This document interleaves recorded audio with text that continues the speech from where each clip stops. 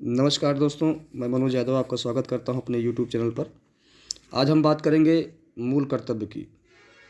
जो हमारी ड्यूटीज़ हैं हमारे देश के प्रति, हमारे समाज के प्रति, हमारे राज्य के प्रति वो सारी बातें इसमें हमारे संविधान में लिखी गई हैं। थोड़ी सी इसकी आपको हम भूमिका बता देते हैं ताकि आपको और अच्छे से समझ में आए। भारत के संविधान का जब के आरंभ में जब भारत हमारा आज़ाद हुआ और हमारा संविधान लागू हुआ 1950 में, तब ये इसका जिक्र हमारे संविधान में नहीं था। लेकिन वर्तमान में हमारे पास हमारे संविधान में हमारे लिए, भारतीय नागरिकों के लिए ये 11 मौलिक कर्तव्य जोड़े गए हैं।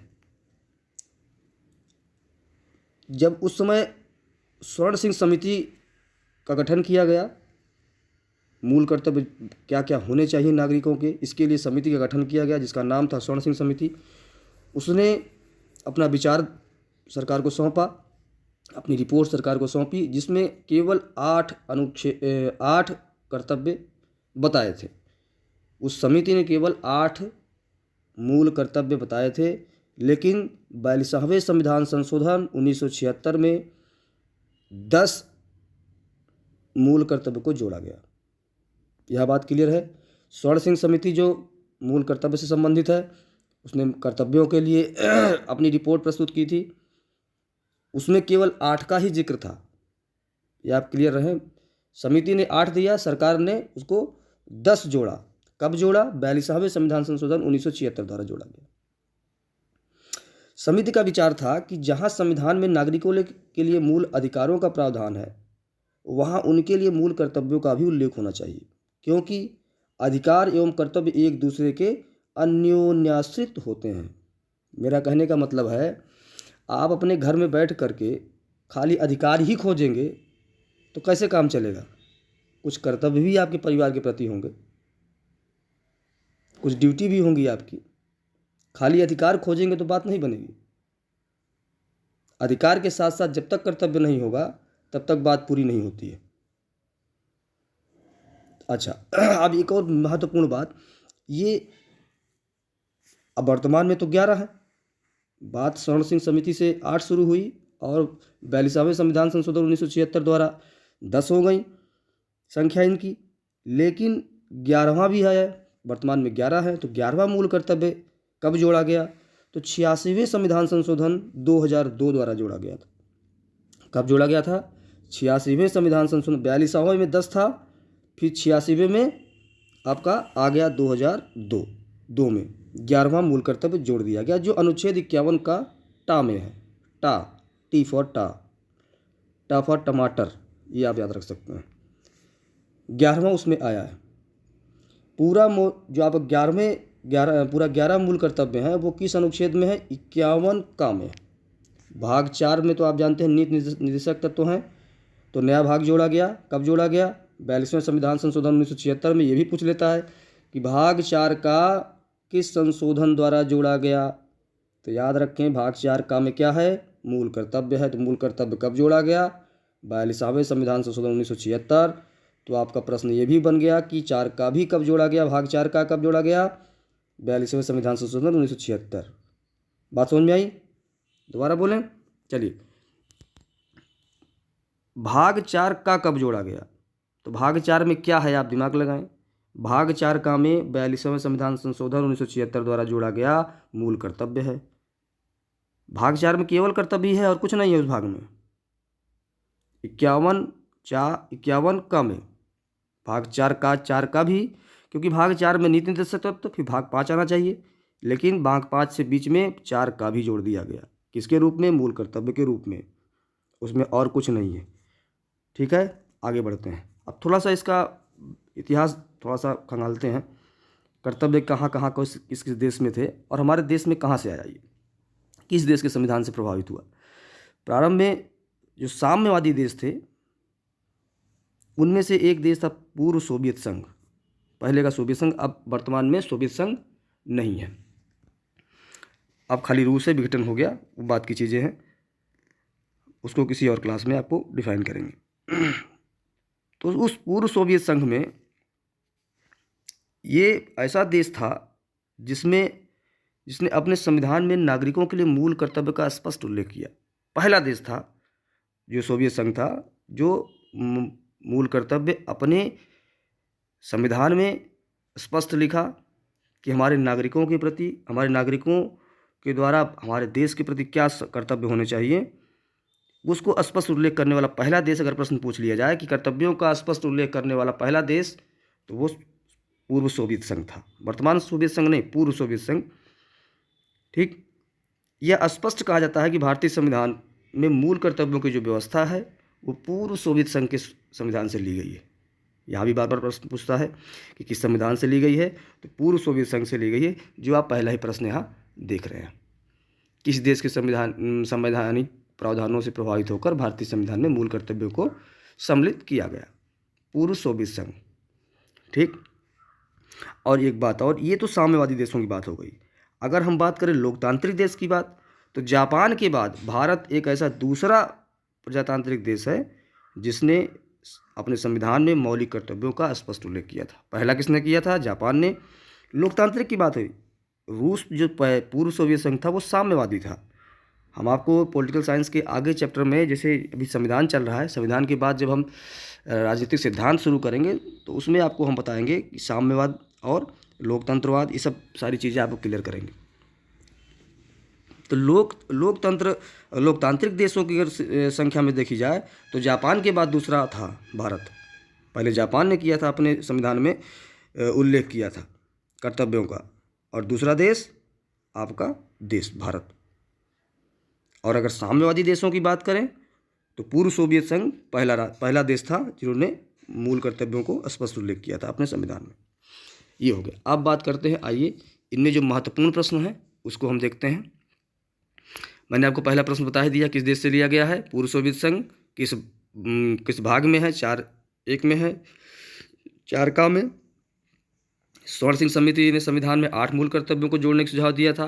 मैंने आपको बता दिया, बहुत ही महत्वपूर्ण है।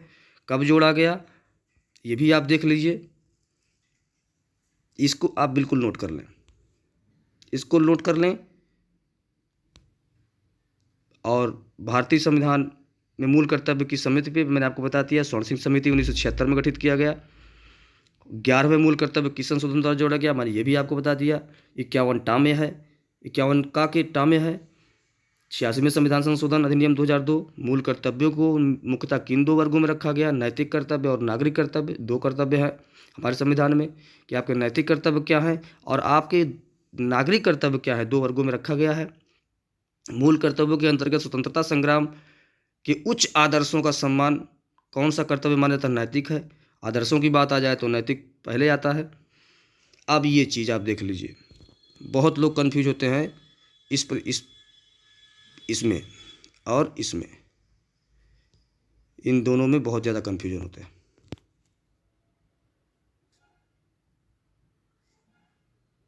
देख लीजिए, प्राकृतिक पर्यावरण व वन्य जीव संरक्षण भारतीय नागरिकों के मूल कर्तव्यों में से एक है।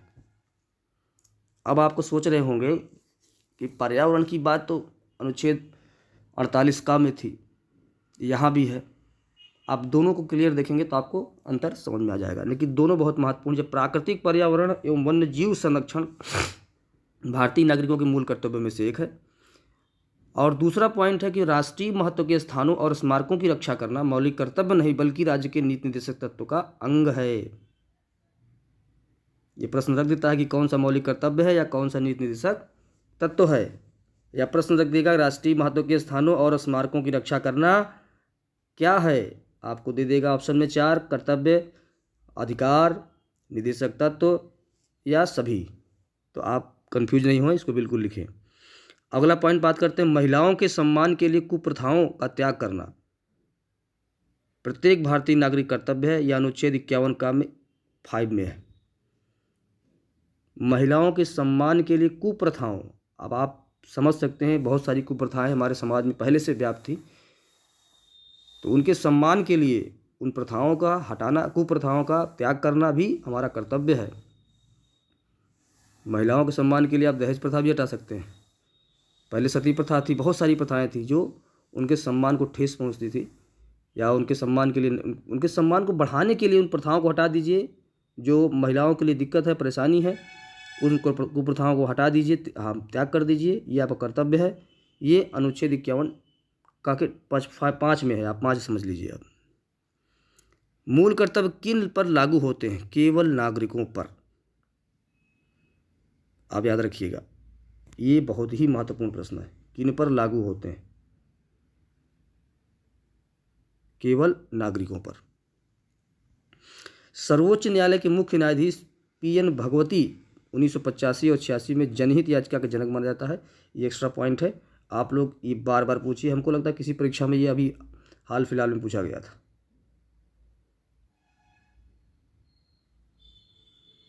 सर्वोच्च न्यायालय के मुख्य न्यायाधीश PN भगवती जी को याद रखिएगा, 85-86 में थे ये। सुप्रीम कोर्ट के मुख्य न्यायाधीश थे, चीफ जस्टिस से। जनहित याचिका जो PIL दाखिल होती है उसकी जनक माने जाते हैं। अब बात करते हैं अगला पॉइंट, कहाँ भाग जाता है। मूल कर्तव्यों की